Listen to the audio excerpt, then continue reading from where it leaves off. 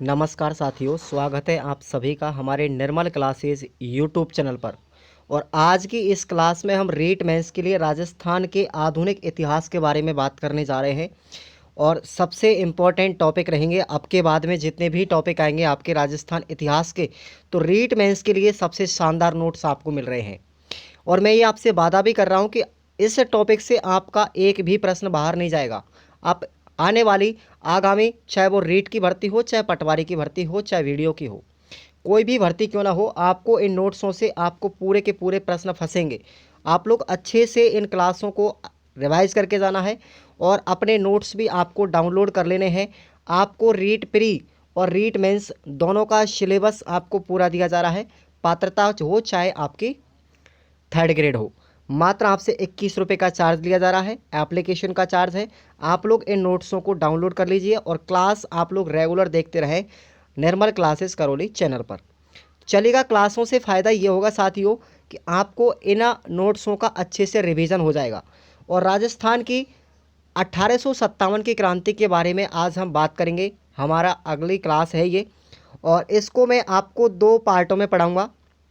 इन क्लासों के अंदर आपको ना तो एनसीईआरटी की बुक पढ़नी पड़ेगी, ना ही कोई आरबीएससी की बुक पढ़नी पड़ेगी। सबसे शानदार और बिल्कुल क्लासिफिकेशन के साथ में मैंने इस नोट्सों को तैयार किया है। तो हम राजस्थान के आधुनिक इतिहास में 1857 की क्रांति की बात करते हैं, केवल राजस्थान के संदर्भ में बात करेंगे। वैसे तो 1857 क्रांति पूरी इंडिया में हुई थी, लेकिन हमारे सिलेबस में केवल रीट मेंस में राजस्थान के संदर्भ में दिया गया है कि 1857 की क्रांति में राजस्थान का क्या योगदान रहा था। अब देखिएगा, आप लोगों को सबसे पहले बात करने हैं कि भाई 1857 की जो क्रांति राजस्थान के अंदर हुई थी उसके कारण क्या थे। तो उसके 2 कारण थे साथियों, आपको याद रख लेने हैं। एक तो था हमारे 1803 में हुई सहायक संधि, और दूसरा कारण था 1817-18 में हुई आश्रित पार्थक्य की संधि। ये 2 कारणों की वजह से 1857 की क्रांति ने बीज बोया था। अब हम बात करते हैं कि जो 1803 के अंदर सहायक संधि हुई थी, 1803 की सहायक संधि से भी प्रश्न पूछे गए हैं कई बार, तो याद रखेंगे आप लोग। इस टॉपिक से हर लाइन से प्रश्न बनने की संभावना होती है बोर्ड के अंदर। एग्जाम में कहीं से भी एग्जामिनर आपसे प्रश्न पूछ सकता है, इसलिए अच्छे से रिवाइज करके जाना है, एक एक लाइन को अच्छे से पढ़ना है। 1803 की जो साथियों सहायक संधि हुई थी उसके जनक थे हमारे लॉर्ड वेलेस्ली। कौन थे? Lord Wellesley. और सर्वाधिक सहायक संधि करने वाला व्यक्ति था चार्ल्स मैडकोफ। ये दोनों ही प्रश्न आपको याद रखने हैं। अगर आपसे 1803 की सहायक संधि के जनक पूछे जाएं तो थे लॉर्ड वेलेस्ली, और राजस्थान में सर्वाधिक सहायक संधि करने वाला व्यक्ति था चार्ल्स मैडकोफ, एक अंग्रेज अधिकारी थे। राजपूताना में अगर पूछे कि सर्वे से पहले सहायक संधि किस राजपूत शासक ने की थी, तो 1803 की जो सहायक संधि थी राजस्थान में, सबसे पहले भरतपुर के शासक थे Ranjit Singh. Very very important प्रश्न है ये, 2 बार प्रश्न पूछा भी जा चुका है एग्जाम में। क्लियर? तो 1803 की सहायक संधि को करने वाले सर्वप्रथम राजस्थान के राजा थे भरतपुर के शासक रणजीत सिंह। क्लियर? आपसे पूछा जाए कि भाई जो सहायक संधि थी वो राजपूताना के सभी शासकों के द्वारा नहीं करने पर एक फिर दोबारा आश्रित पार्थक्य संधि का सिद्धांत बनाया था, वो आई थी हमारी 1818 के अंतर्गत, 1817 1818 के मध्य में, जिसका नाम था आश्रित पार्थक्य संधि। क्लियर? ये भी आपको याद रखना है। और अब 1800 पार्थक्य संधि जो होती है आश्रित की, उसके बारे में हम बात करेंगे। तो साथियों, ये जो हमारी आश्रित पार्थक्य संधि थी उसके जनक थे लॉर्ड हेस्टिंग्स। और ये प्रश्न अभी हाल ही में जो वीडियो का एग्ज़ाम हुआ था उसमें पूछा गया था कि 1817-18 की जो आश्रित पार्थक्य संधि थी उसके जनक कौन थे? लॉर्ड हेस्टिंग्स थे। मराठाओं के आक्रमण से बचने के लिए राजपूताना के शासकों ने इस संधि को स्वीकार कर लिया, और जो हमारे राजपूत शासक थे उसको मराठा शासक बहुत ज़्यादा परेशान करते थे, तो उन्होंने अंग्रेज़ों के साथ में इस संधि को स्वीकार कर लिया कि अगर हम अंग्रेज़ों से संधि कर लेंगे तो हमारे प्राण बच सकते हैं, और अंग्रेज़ इसमें हमारा साथ देंगे। और इसी कारण से लॉर्ड हेस्टिंग्स की इस आश्रित पार्थक्य संधि को स्वीकार कर लिया राजपूताना के शासकों ने।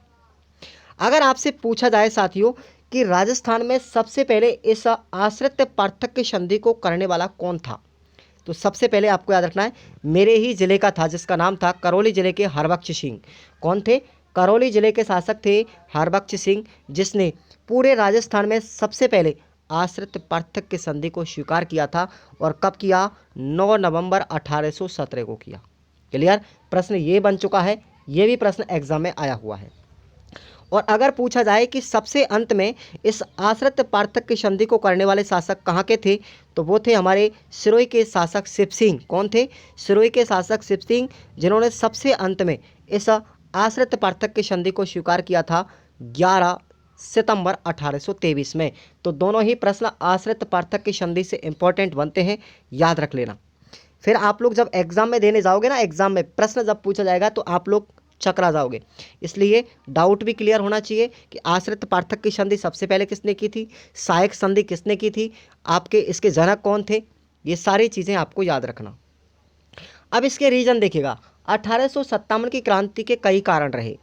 सबसे पहला कारण था साथियों कि राज्यों के जो आंतरिक मामले थे उनको ईस्ट इंडिया कंपनी के द्वारा हस्तक्षेप किया गया था।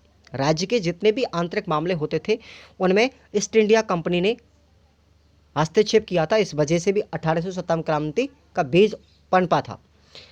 यहाँ पर धार्मिक और आर्थिक शोषण राजस्थान के लोगों का किया जाने लगा। सामंतों के अधिकारों पर कठोर आघात होने के कारण भी 1857 की क्रांति उपजी थी। गोद निषेध नीति। अब ये गोद निषेध नीति क्या होती थी कि साथियों, इसमें कोई राजपूत शासक था, उस राजपूत शासक के अगर कोई संतान नहीं होती थी तो वो अपना उत्तराधिकारी किसी अन्य को बना लेता था। लेकिन अंग्रेज़ों ने इस नीति का विरोध किया कि भाई आप किसी के भी पुत्र को या अपने दत्तक रूप में नहीं ले सकते, और इसका विरोध भी किया था किसने? अंग्रेज़ों ने। और इसी वजह से 1857 क्रांति का यह भी कारण रहा। अफीम की खेती पर नियंत्रण लगा दिया। राजपूत जो शासक थे वो अफीम की खेती करते थे, तो उससे उनका व्यापार चलता था, और अंग्रेज अधिकारियों ने इस अफीम की खेती को अपने नियंत्रण में ले लिया और वो खुद इस चीज़ का व्यापार करने लगे, जिससे राजपूताना के शासकों का व्यापार खत्म हो गया। तो यह भी कारण एक 1857 की क्रांति का बना। समझ में आ रहा है तो एक बार वीडियो को लाइक कर दो, और बहुत अच्छे से समझ में आएगा। मैं इस चीज़ को आज भी आपसे दावे से साथ में कह रहा हूँ कि आपको प्रश्न बाहर नहीं जाएगा। 1857 की क्रांति इतनी अच्छे से पढ़ा रहा हूँ मैं कि आपको शायद ही किसी कोचिंग में पढ़े। इन संधियों का सबसे पहले विरोध देखो, आप लोग याद रखना, जो हमारी 1817 की जो हमारी आश्रित पार्थक्य संधि हुई थी उसका सबसे पहले विरोध किसने किया था? राजस्थान में। तो आपको मैंने जब मारवाड़ का इतिहास पढ़ाया था उसमें भी बताया था कि ये मारवाड़ के राजा थे जिसका नाम था मानसिंह राठौड़। ये भीम सिंह राठौड़ के कौन थे? भाई थे। और इन्होंने ही सबसे पहले, मानसिंह राठौड़ ने सबसे पहले आश्रित पार्थक्य संधि का विरोध भी किया था। और इन्हीं के साथ साथ और थे भरतपुर के रणजीत सिंह, इसने भी आश्रित पार्थक्य की संधि का विरोध किया। विरोध भी किया था इन्होंने, रणजीत सिंह ने आश्रित पार्थक्य संधि का विरोध भी किया था, लेकिन ये सबसे पहले इन्होंने सहायक संधि को स्वीकार भी किया था। ये भी आपको याद रखना है। 1857 की क्रांति के भारत के गवर्नर जनरल कौन थे? जब 1857 की क्रांति हुई थी तो उस समय भारत के गवर्नर जनरल कौन थे? ये प्रश्न इंपॉर्टेंट है। उस समय थे लॉर्ड कैनिंग। कौन थे? लॉर्ड कैनिंग थे। अब आपको ये 1857 की क्रांति से रिलेटेड जितने भी फैक्ट आपको सिंपल बता रहा हूँ, यही एग्जाम में देखने को मिलते हैं। प्रश्न ज़्यादा डीपली कभी नहीं पूछा जाता। तो 1857 की क्रांति के समय भारत के गवर्नर जनरल थे लॉर्ड कैनिंग। अगर पूछा जाए कि 1857 की क्रांति के समय राजस्थान के एजेंट टू गवर्नर जनरल कौन थे, तो याद रखना जॉर्ज पैट्रिक लॉरेंस थे। कौन थे? George Patrick Lawrence. क्लियर? और 1857 की का प्रतीक, ये 2013 में एग्जाम हुई थी आरटेट की, उसमें पूछा गया था। बहुत पुराना प्रश्न है कि 1857 की क्रांति का प्रतीक क्या था? तो साथियों, कमल का फूल और रोटी उनका प्रतीक था। नोट याद रखना कि कमल के फूल का प्रयोग भारतीय सैनिक करते थे और रोटी का प्रयोग कौन करते थे? जमींदार और सामंत लोग करते थे। 1857 की क्रांति के समय आपको याद रखना है राजपूताना में कुल 6 सैनिक छावनियाँ थी। कितनी थी? 6 सैनिक छावनियाँ थी। अब हम इनको थोड़ा विस्तार से पढ़ेंगे कि सैनिक छावनियाँ जो थी राजस्थान में 6, उनमें से किन किन छावनियों ने क्रांति में भाग लिया और किस किस ने नहीं लिया, किस किस में विद्रोह कहाँ पर हुआ, किस किस ने इसका योगदान किया, सबको विस्तार से पढ़ने वाले हैं। चैनल पर बने रहेंगे और वीडियो को सपोर्ट करते रहेंगे साथियों। सबसे पहली छावनी आती है हमारी नसीराबाद छावनी। कौन सी है? नसीराबाद छावनी कहाँ पर है साथियों? अजमेर में थी। नसीराबाद छावनी अजमेर में थी। इस नसीराबाद सैनिक छावनी में कुल 4 सैनिक टुकड़ियाँ थी। कितनी थी? 4 सैनिक टुकड़ियाँ। और वो सैनिक टुकड़ियों के नाम भी आपको याद रखने हैं। 15वीं बंगाल नेटिव इन्फेंट्री, दूसरे नंबर की टुकड़ी थी 30वीं बंगाल नेटिव इन्फेंट्री, और तीसरी टुकड़ी थी मुंबई लांसर्स, और चौथी टुकड़ी थी मेरवाड़ा लांसर्स। क्लियर? तो ये 4 सैनिक टुकड़ियाँ थी नसीराबाद सैनिक छावनी में। इनको याद रख लेना, प्रश्न इनसे भी पूछा जा सकता है। उसके बाद दूसरे नंबर की जो सैनिक छावनी थी वो थी हमारी खेरवाड़ा छावनी, उदयपुर जिले में।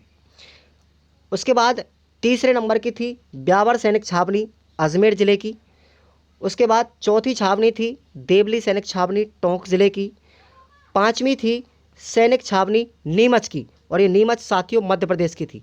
ये एकमात्र ऐसी छावनी थी जो राजस्थान के बाहर की थी लेकिन सेवा राजस्थान में दे रही थी। नीमच सैनिक छावनी मध्य प्रदेश। और छठवीं थी एरनपुरा सैनिक छावनी, पाली। क्लियर? अब देखो, अब आपसे प्रश्न कई बार पूछा भी गया है कि राजस्थान की इन 6 छावनियों में से ऐसी कौन सी 2 छावनियाँ थी जिन्होंने 1857 की क्रांति में भाग नहीं लिया। तो याद रख लेना, एक तो थी हमारी खेरवाड़ा सैनिक छावनी और दूसरी थी ब्यावर सैनिक छावनी। इन्होंने 1857 की क्रांति में भाग नहीं लिया। क्लियर? ये आप लोग याद रख लेना, प्रश्न इंपॉर्टेंट है और 2-3 बार पूछा भी जा चुका है। एक तो खेरवाड़ा सैनिक छावनी और दूसरी ब्यावर सैनिक छावनी, इन्होंने 1857 की क्रांति में भाग नहीं लिया था। बताओ कैसी लग रही है आज की क्लास? अब आपको अगर इन 6 सैनिक छावनियों को याद रखना है तो मैं ट्रिक आपको बता रहा हूँ। ए नानी खबर दे, ए नानी खबर दे। ए से बन गया एरनपुरा, ना से बन गया नसीराबाद, नी से बन गया नीमच, खे से बन गया खेरवाड़ा, बै से बन गया ब्यावर और दे से बन गया देवली। ए नानी खबर दे, ये 6 सैनिक छावनियाँ आपको याद रख लेनी है। उनमें से खेरवाड़ा ने 1857 की क्रांति में भाग नहीं लिया और ब्यावर ने भी भाग नहीं लिया। क्लियर? अब आगे चलते हैं हम एक एक। अब यहाँ से प्रश्न 2-3 बार आ चुका है साथियों, ये 2-3 बार आ चुका है और ये इंपॉर्टेंट पॉइंट है, इसको याद रख लेना। बड़ा डर लगता है, ऐसे प्रश्न कंफ्यूज करते हैं कि आपको अगर कोई रियासत दी जाए और रियासत के समय का शासक पूछा जाए या फिर उसका पॉलिटिकल एजेंट पूछा जाए तो भी आपको याद रखना है। अब हम बात करेंगे 1857 की क्रांति के समय जो रियासतें थी उनके शासक कौन कौन थे और वहाँ का पॉलिटिकल एजेंट कौन था। क्लियर? प्रश्न इंपॉर्टेंट है, ये आप लोग एक कैप्सूल समझ लो, इस पॉइंट को अच्छे से याद रख के जाना कि 1857 की क्रांति के समय अनेक जो रियासतें थी उनके शासक कौन थे और पॉलिटिकल एजेंट कौन थे। और ज़्यादातर आपसे यही से रियासतों के पॉलिटिकल एजेंट और शासक पूछे जाते हैं। इनके बारे में हमने इतिहास पहले से पढ़ चुका है, तो उन इतिहास को आप लोग ज़रूर पढ़ें। चलिए, सबसे पहले बात करते हैं हम जोधपुर रियासत।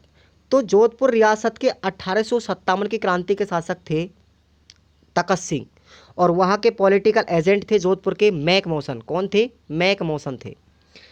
जयपुर जो रियासत थी उसके 1857 क्रांति के समय शासक थे राम सिंह सेकंड। कौन थे? राम सिंह सेकंड। और यहाँ के जयपुर के पॉलिटिकल एजेंट थे मेजर ईडन। कौन थे? Major Eden. मेवाड़ जो रियासत थी उसके शासक थे 1857 की क्रांति के समय स्वरूप सिंह। कौन थे? स्वरूप सिंह। और मेवाड़, उदयपुर भी कह सकते हो उसको आप, उदयपुर, उदयपुर भी कई कई जगह पर आपको नाम मिलेगा कि उदयपुर के शासक कौन थे? स्वरूप सिंह या मेवाड़ के। और उदयपुर के पॉलिटिकल एजेंट या मेवाड़ के पॉलिटिकल एजेंट थे मेजर सावर्स। कौन थे? Major Showers. अब बात करते हैं कोटा रियासत की। कोटा रियासत के कौन थे? राम सिंह सेकंड थे और इसके पॉलिटिकल एजेंट थे 1857 के समय मेजर वर्टन।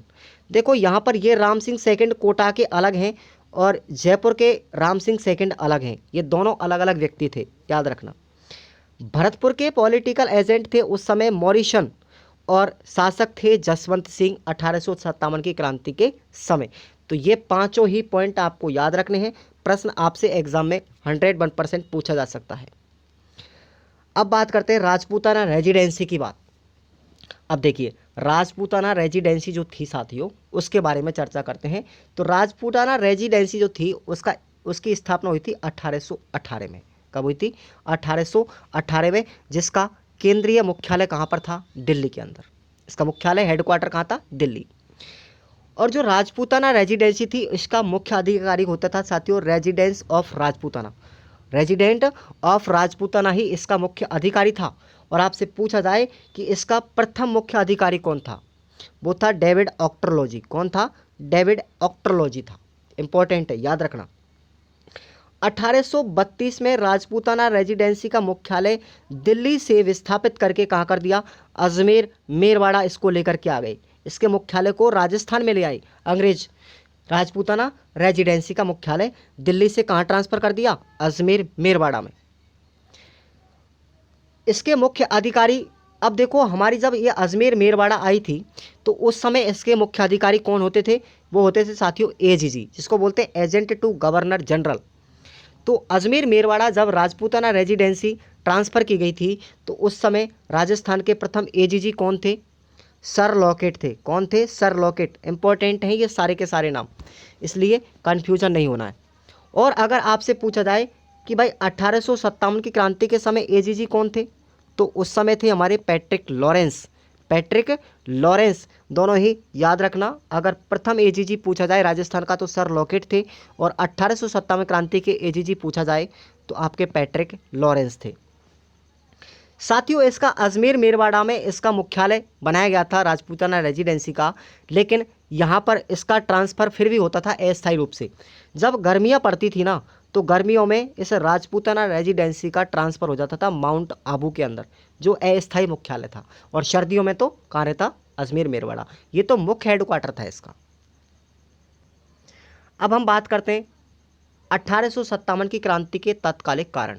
अब शुरुआत होती है 1857 की क्रांति की, पूरी इंडिया की बात कर रहे हैं हम। थोड़ा सा इंडिया में कैसे भड़की थी और ये राजस्थान में कैसे आई थी, उसकी हम शुरुआत करने जा रहे हैं 1857। अब तक हमने थोड़ा सा इसके बारे में परिचय पढ़ा पूरे के पूरा। अब हम इसके कारण को जानेंगे कि भारत में 1857 की क्रांति की शुरुआत कहाँ से हुई और ये राजस्थान में आकर के कहाँ कैसे पहुँची। भारतीय सैनिकों को ब्राउन बेस राइफल के स्थान पर एनफील्ड राइफल दी गई थी। भाई जितनी भी हमारी सैनिक छावनियाँ थी, भारतीय सैनिक अंग्रेजी सेना में काम करते थे, तो उनके लिए पहले ब्राउन बेस राइफल उपयोग में ली जाती थी। लेकिन ब्राउन बेस राइफल की जगह पे अब क्या आ गई थी उनके लिए? एनफील्ड राइफल आ गई थी। ठीक है ना। अब इस एनफील्ड जो राइफल थी, इसमें गाय और सुअर के मांस का उपयोग किया जाता था इनके कारतूसों में। इस बंदूक के कारतूसों में गाय और सुअर का मांस होता था, जो हिंदू धर्म जो था उसका विरोध करता था। हिंदू धर्म इसका विरोध करता था, क्योंकि हिंदू धर्म के अंदर गाय को क्या मानते हैं? पवित्र मानते हैं, और गाय का मांस कभी अपने मुंह में नहीं लेते, और सुअर का भी नहीं लेते। तो इस वजह से अब हम बात करते हैं आगे। देखिएगा बैरकपुर छावनी, ये कहाँ पर है? कोलकाता में। बैरकपुर छावनी की 34वीं रेजिडेंसी के एक ब्राह्मण जाति के व्यक्ति थे, जिसका नाम था मंगल पांडे। ये सैनिक थे बैरकपुर छावनी कोलकाता में। 34वीं रेजिडेंट्री में मंगल पांडे एक सैनिक थे, और मंगल पांडे पर इस राइफल के प्रयोग का दबाव बनाए जाने के कारण मंगल पांडे ने 29 मार्च 1857 को दो अंग्रेज अधिकारी थे, जिसका नाम था हुसन तथा बॉग, इनकी क्या कर दी? हत्या कर दी। आ रहा है समझ में? बैरकपुर छावनी में इस एनफील्ड जो बंदूक थी, इसके कारतूस को मुंह से खोलने के लिए मंगल पांडे को कहा गया था। मंगल पांडे ने उसको मुंह से नहीं खोला, वो जानता था, वो खुद ब्राह्मण था, इस वजह से गाय और सुअर के मांस को वो मुंह में नहीं ले सकता था, उसने इसका विरोध किया। तो अंग्रेज अधिकारी इस पर चिढ़ गए थे, और गुस्से में आकर के मंगल पांडे ने दो अंग्रेज अधिकारी थे उनकी हत्या कर दी उसी छावनी में। उनका नाम था हुसन तथा बॉग। और ये बात कब की थी? सबसे पहले याद रखना, ये लड़ाई कब छिड़ी थी? सबसे पहले मंगल पांडे ने कब किया था ये विद्रोह? ये किया था 29 मार्च 1857 को। ये डेट आपको याद रखनी है, डेट बड़ी इंपॉर्टेंट है। इस हत्या के परिणाम स्वरूप जब ये हत्या कर दी हुसैन और बौगी की, किसने? मंगल पांडे ने। तो मंगल पांडे को फांसी दे दी कब? 8 अप्रैल 1857 को मंगल पांडे को अंग्रेजों ने फांसी दे दी। बस यहीं से 1857 क्रांति की शुरुआत हो जाती पूरे देश में। 10 मई 1857 को मंगल पांडे की फांसी का विरोध करते हुए मेरठ सैनिक छावनी ने 1857 क्रांति का बिगुल बजा दिया और दिल्ली की तरफ कूच करने लगे, दिल्ली की तरफ आ गए। अब 10 मई 1857 को मंगल पांडे को जब फांसी दी गई थी 8 अप्रैल को, तो 10 मई को पता चला लोगों के लिए, तो ये जो मेरठ सैनिक छावनी थी इसमें बिगुल बज गया क्रांति का, और ये कहाँ गए? दिल्ली की तरफ आ गए। उस समय 1857 की क्रांति के नेता कौन हुआ करते थे? बहादुर शाह जफर थे। ये मुगल शासक थे उस समय, दिल्ली पर मुगल शासक चलता था, तो उस समय ये अंतिम शासक थे मुगल सम्राट बहादुर शाह जफर। इसको 1857 क्रांति का नेतृत्व करता बनाया, नेता बना दिया और क्रांति का केंद्र दिल्ली को बना दिया। लेकिन अंग्रेजों ने बहादुर शाह जफर को कैद करके कहाँ भेज दिया? रंगून जेल भेज दिया। और ये रंगून पड़ता साथियों म्यांमार द्वीप समूह पर, तो रंगून जेल भेज दिया, इसको काले पानी की सजा दे दी। लेकिन अब 1857 की क्रांति का कोई ना कोई तो नेता बनेगा। अब बहादुर शाह जफर की जगह पर कौन आ गया? बख्तान खां आ गया। कौन आ गया? बख्तान खां थे, ये बहादुर शाह जफर के सेनापति थे। बख्तान खां ने 1857 क्रांति का क्या किया? नेतृत्व किया। Important line. अब नसीराबाद सैनिक छावनी में, अब राजस्थान में आती हमारी क्रांति। अब वहाँ से लड़ाई चलती चलती कहाँ गई? राजस्थान में लोगों को पता चला, तो नसीराबाद सैनिक छावनी में सबसे पहले विद्रोह होता है राजस्थान में। और ये डेट आपको याद रखनी है, 28 मई 1857 को राजस्थान में सबसे पहले 1857 की क्रांति का बिगुल बजा नसीराबाद सैनिक छावनी में। 15वीं बंगाल नेटिव इन्फेंट्री और 30वीं नेटिव इन्फेंट्री के द्वारा, भाई यहाँ पर ये जो सैनिक छावनियाँ थी, 2 सैनिक टुकड़ी थी, 15वीं और 30वीं, इनका ट्रांसफ़र किया जा रहा था। कहाँ पर? अजमेर से हटाकर इनको नसीराबाद स्थानांतरित कर दिया 15वीं को। तो ये जो सैनिक काम करते थे, इनको डाउट हो गया कि आज हमको अजमेर से नसीराबाद क्यों भेजा जा रहा है, तो लोगों को डाउट हो गया और इस वजह से उन्होंने क्या किया, एक सैनिक थे इस टुकड़ी में बख्तावर, तो उस बख्तावर ने कर्नल न्यूबरी से क्या किया? सवाल जवाब किए, भाई तुम हमारा ट्रांसफ़र यहाँ से क्यों कर रहे हो? तो उनको एक संदेह की स्थिति पैदा हो गई। 28 मई 1857 की क्रांति के दौरान नसीराबाद छावनी के सैनिकों ने कर्नल न्यूबरी, स्पार्टी ब्रुक्स और मेजर पिचार्ड की हत्या कर दी। अब देख लो राजस्थान में भी मामला खराब हो गया। नसीराबाद सैनिक छावनी में विद्रोह हुआ और 3 अंग्रेज अधिकारियों को मौत के घाट उतार दिया 28 मई 1857 को। कौन थे 3 अंग्रेज अधिकारी? कर्नल न्यूबरी, स्पार्टिस ब्रुक और मेजर पिचार्ड। ठीक है। अब ये जो क्रांतिकारी थे, इन क्रांतिकारियों को दिल्ली जाने से रोकने के लिए अब मृत्यु जब कर दी इन्होंने, 3 लोगों की हत्या कर दी अंग्रेज अधिकारियों की नसीराबाद सैनिक छावनी में। अब ये दिल्ली की तरफ कूच करने वाले हैं, लेकिन दिल्ली की तरफ जाने से रोकने वाले कौन थे? एक तो वाल्टर थे और दूसरे थे हीथकोट, ये भी अंग्रेज अधिकारी थे। इन्होंने इनका पीछा किया लेकिन वो असफल रहे, वो दिल्ली तक पहुँच गए और 18 जून 1857 को नसीराबाद सैनिक छावनी के सैनिकों ने दिल्ली में अपना बिगुल बजा दिया। अब नसीराबाद में कुछ अंग्रेज अधिकारी क्या कर रहे थे? रह रहे थे, अपने परिवार सहित रहते थे, तो उनको जंगल में छोड़ दिया। ये नसीराबाद सैनिक छावनी के जो लोग थे वो अंग्रेज परिवारों को वहाँ से ले गए बंदी बना करके और जंगल में जा करके छोड़ दिया, जंगल में छोड़ दिया। अब इन अंग्रेज़ों को जो परिवार थे उनको जोधपुर बुला लिया। किसने? तखत सिंह ने। ये 1857 क्रांति का शासक था। ठीक है, तखत सिंह कहाँ का? मेवाड़ का। तो इसने बुला लिया, जोधपुर का शासक था ये तखत सिंह, मारवाड़ का। तो अब आपको याद रखना है कि भाई नसीराबाद सैनिक छावनी से लौटते हुए अंग्रेज परिवारों को किसने शरण दी थी? तखत सिंह ने दी थी। अब जब जोधपुर आ रहे थे तो उनमें जितने भी अंग्रेज परिवार थे उनमें एक व्यक्ति का नाम था, अंग्रेज अधिकारी जिसका नाम था कर्नल पेनी। उस कर्नल पेनी की हार्ट अटैक से मौत हो गई थी रास्ते में ही। और ये इंपॉर्टेंट लाइन है, पूछा भी जा चुका है कि जोधपुर आते समय किस अंग्रेज अधिकारी की मृत्यु हो गई थी रास्ते में ही? तो आंसर याद करना आप लोग, कर्नल पेनी। आगे चलते हैं। अब नसीराबाद के बाद में विद्रोह छिड़ता है हमारी नीमच सैनिक छावनी में। नीमच सैनिक छावनी में साथियों क्रांति हुई थी 3 जून 1857 को विद्रोह छिड़ गया।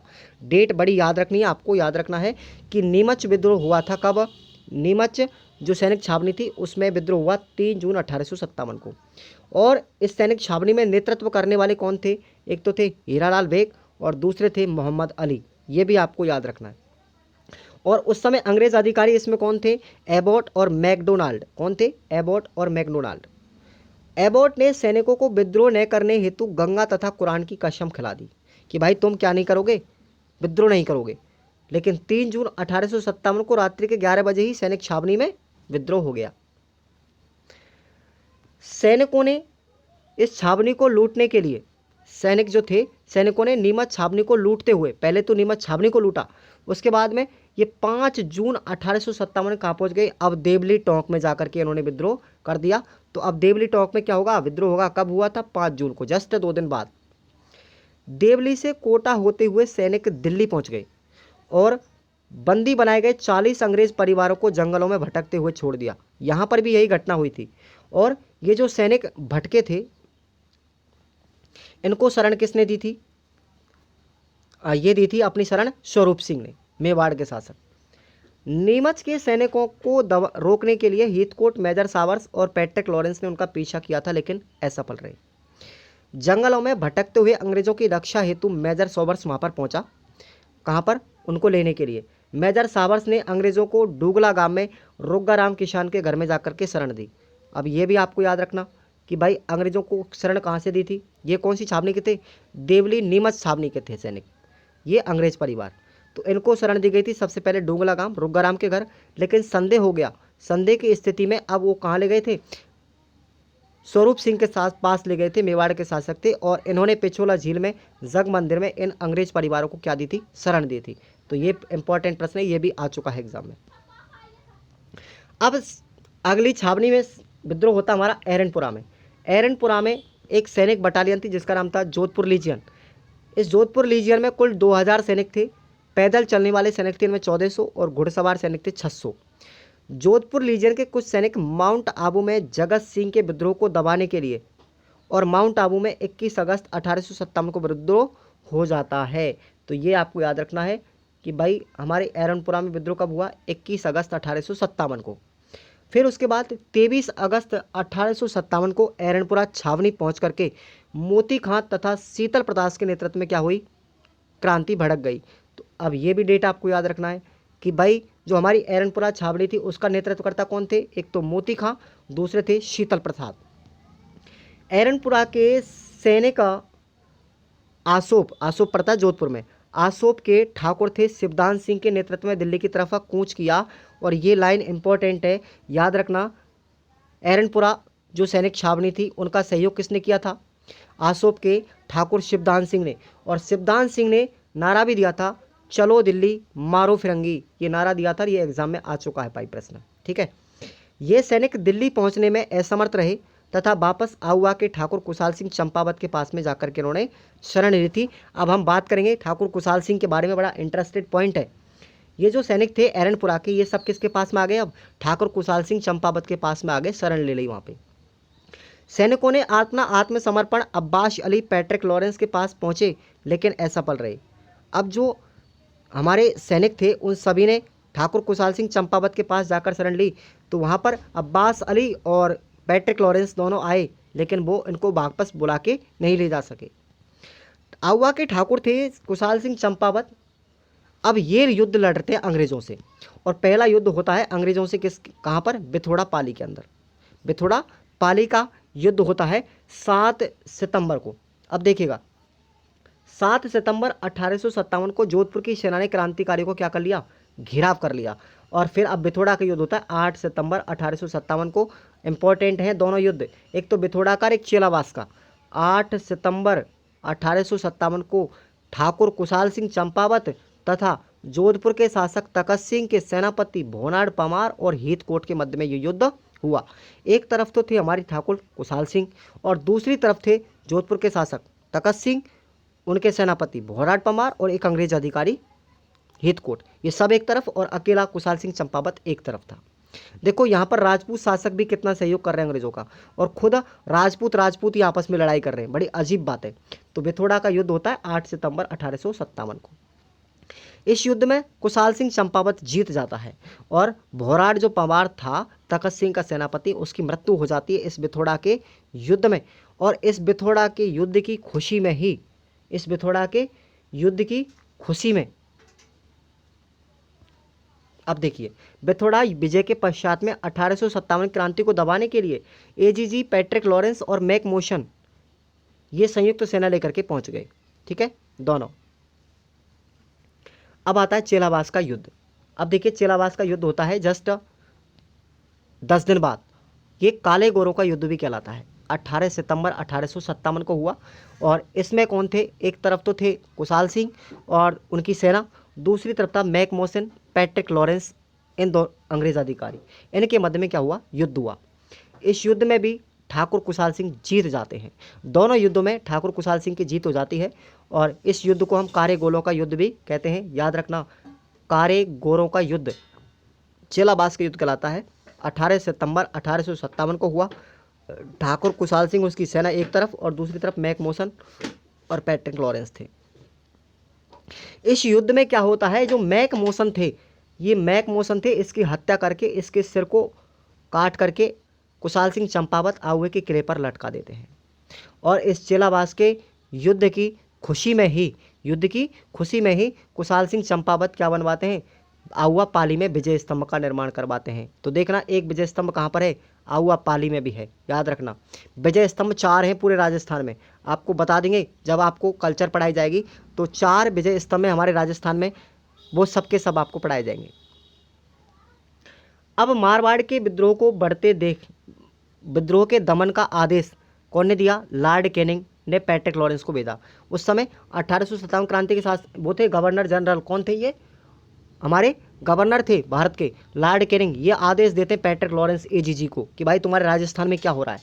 पैट्रिक लॉरेंस आदेश अनुसार नासिराबाद में पालमपुर गुजरात की संयुक्त सेना को एकत्र करके सेनापति होम्स को बना देते हैं। और होम्स अपनी सेना को लेकर के कहाँ पहुँच जाता है? 20 जनवरी 1858 को आहुआ में आ जाता है। अब 23 जनवरी 1858 को कुशाल सिंह ने आहुआ का कार्यभार किसको संभाल दिया? अपने भाई पृथ्वी सिंह को सौंप दिया था। अब वहां से खुद पृथ्वी सिंह को सौंप करके आहुआ का शासन और स्वयं कहाँ चल जाता है? कोठारिया गांव उदयपुर में चला जाता है, रावत बाग सिंह के यहाँ पर। तो इम्पोर्टेंट प्रश्न है, याद रखना कि जो हमारे ठाकुर कुशाल सिंह थे, उन्होंने अपना कार्यभार किसको सौंपा? पृथ्वी सिंह को। और कहाँ पर जाकर के शरण ली? कोठारिया गांव में। किसके पास ली थी? रावत बाग सिंह के यहाँ। 24 जनवरी 1858 को होम्स ने आहुआ पर अपना अधिकार कर लिया और फिर से फिरंगी झंडा किले पर लहरा दिया, आहुआ के किले पर। होम्स ने अब देखो, होम्स आहुआ से सुगाली माता की मूर्ति अजमेर ले गया था। देखो, सुगाली माता का मंदिर जो बनवाया था, ये साथियों ठाकुर कुशाल सिंह चंपावत ने बनवाया था। ये ठाकुर कुशाल सिंह की आराध्य देवी थी। लेकिन विधानसभा, अब देखो, ये जो मूर्ति उठा करके अजमेर ले गया होम्स, किसकी? सुगाली माता की। जब 1857 विधानसभा चुनाव हुए थे 2018 में, तो सुगाली माता की मूर्ति वसुंधरा राजे सिंधिया ने पुणे आहुआ पहुंचा दी। ये करंट से मैंने रिलेटेड पढ़ा दिया। सुगाली माता कौन थी साथियों? इसके 10 सिर थे और 54 हाथों वाली देवी इसको कहते हैं। और इसे ठाकुर कुशाल सिंह चंपावत की कुल देवी भी कहते हैं। और 1857 की क्रांति की देवी अगर पूछा जाए तो कौन है? सुगाली माता है, और 2-3 बार पूछा भी गया है। 8 अगस्त 1860 में कुशाल सिंह ने नीमच में अंग्रेजों के सामने अपना आत्मसमर्पण कर दिया कि अब वो किसी से भी युद्ध लड़ाई नहीं करेगा। कुशाल सिंह की जांच हेतु मेजर टेलर आयोग आया, उसका गठन किया, जिसमें कुशाल सिंह को निर्दोष साबित कर दिया गया। तो याद रखना, मेजर टेलर आयोग किसकी जांच करने के लिए आया? ठाकुर कुशाल सिंह की जांच करने के लिए। खेरवाड़ा और ब्यावर में 1857 क्रांति घटना घटित नहीं हुई। इन्होंने 1857 क्रांति में भाग नहीं लिया था, ये आपको याद रखना है। और अगली हम वीडियो में पढ़ेंगे, अगले पार्ट में, कोटा के जन विद्रोह। अब हम जन विद्रोह पढ़ेंगे, जगह जगह पर कहाँ पर जन विद्रोह हुआ था। ठीक है, कोटा का है, भरतपुर का है, धौलपुर का है, सब पढ़ेंगे। तो अब साथियों आप लोग वीडियो को लाइक कर दो। आपको ये क्लास कैसा लगा है, एक बार चैनल को सब्सक्राइब कर लो और लगातार हमारी सभी वीडियो को आप लोग देखो। आपका रिवीजन अच्छा होगा, आपको बेस्ट मैटर मिलेगा। टेंशन मत लीजिए, मटेरियल भी अच्छा मिलेगा। खुराना स्टडी ऑफिशियल ऐप को आप लोग डाउनलोड कर लो। धन्यवाद।